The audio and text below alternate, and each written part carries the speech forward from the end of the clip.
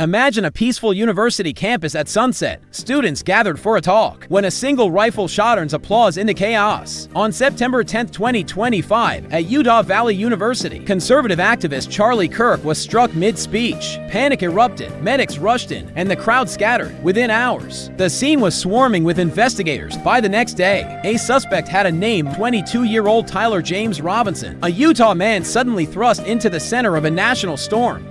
Authorities say Robinson was not identified by accident. Surveillance footage, social media chatter, and family tips converged in real time. Investigators tracked him down in just 33 hours. A lightning-fast manhunt that shows the truths. 1. Technology makes every move traceable. 2. Tragedies now become federal investigations overnight. Robinson's arrest marked the beginning of a legal and political firestorm that would ripple across the country. Prosecutors wasted no time.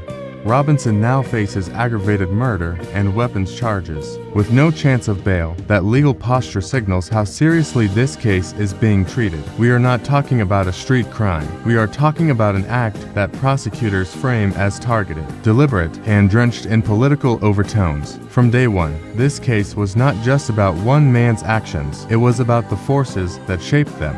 Then came the forensic revelations. A high-powered bolt-action rifle was discovered near the scene, tied back to Robinson through messages and testimony. His roommate turned over Discord chats showing Robinson retrieving the rifle, then stashing it in a bush. Every digital breadcrumb, every text, every timestamp became a puzzle piece for investigators who were trying to turn suspicion into proof. Technology was not just background, it was front and center in solving this crime. But it's the bullet casings that made headlines. Investigators say they were inscribed with bizarre taunts and political slogans. Hey fascist catch, if you read this you are Gaelmau, and even Bella Ciao, the anthem of Italian anti-fascists. Suddenly the evidence was not just ballistic, it was ideological. These were not random shells, they were a message, left deliberately, to inject politics directly into the crime scene, and that changes everything. Officials revealed that Robinson had become more political in recent years, often expressing disdain for Kirk's worldview. Family members described a young man whose view sharpened over time. But here's the problem: political dislike does not automatically explain murder. Was this a calculated assassination? Was it ideology mixed with mental instability? Or was it something darker, a belief that violence itself was the only form of political speech that mattered? To answer motive, you have to look at the social ecosystem.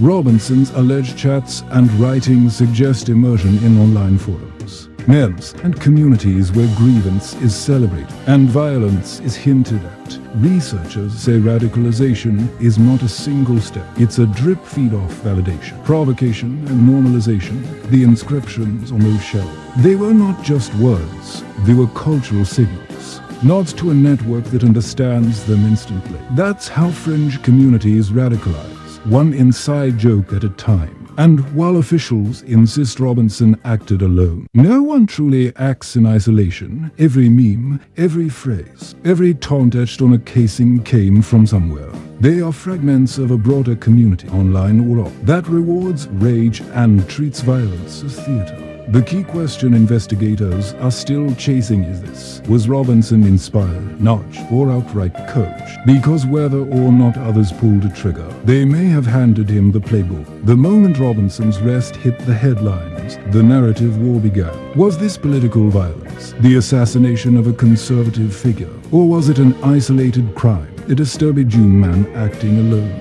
Each interpretation has massive consequences. If it's political, it demands a national reckoning on rhetoric and radicalization. If it's isolated, it becomes a case study in missed warning signs. Which narrative takes hold will shape everything from congressional hearings to social media crackdowns. Inside the courtroom, the battle will be over evidence. Prosecutors will try to link the inscriptions, the chats, and the rifle into a story of intent. The defense will push back, questioning authenticity, context, and Robinson's mental state. Was the writing on the shell serious or satirical? Were his online messages fantasies or blueprints? These are not just legal questions, they are cultural ones. Because in 2025, irony, politics, and violence often blur until the line disappears completely. Meanwhile, Policymakers are scrambling. Do universities harden campus security at the cost of openness? Do platforms crack down harder on political memes, risking accusations of censorship? Do communities invest in long-term mental health interventions, or double down on surveillance and policing? Each option carries trade-offs, and each one forces Americans to weigh freedom against safety in a way that has no easy answers. And then there's the human side.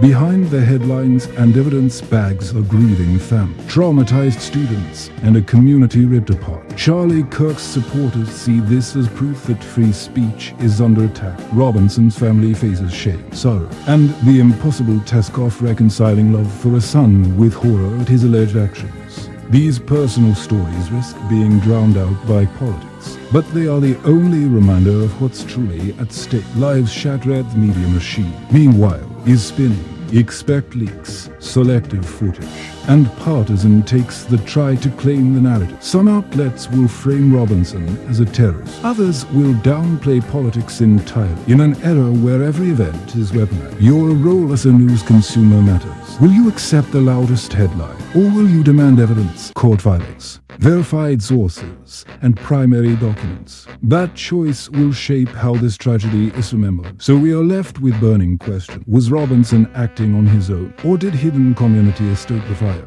Were those inscriptions desperate cries for attention, or the signature of a political assassin? And most importantly, if a single college lecture can turn into a flashpoint of deadly violence, what does that say about where America's political culture is headed? These questions do not have answers yet, but they need asking loud and often. Here's my challenge to you, and this is where you come in. Drop a single sentence in the comments. Who do you hold most responsible? The shooter himself? The influencers who amplify rage? The platforms that let echo chambers grow? Or the culture that makes violence thinkable? Just one sentence. And if you can, back it up with one fact, one headline, or one quote, because your answer could be the spark for the national conversation this country desperately needs. And as you think about that, consider this. We may be witnessing a turning point. Either we change the systems that incubate violence, or we settle for another headline and another tragedy. Which future we choose depends on whether we face these questions honestly. Subscribe for evidence-first updates. Share this with someone who is not afraid to argue. And remember, sometimes the hardest question is not who pulled the trigger, but who handed him the reasons.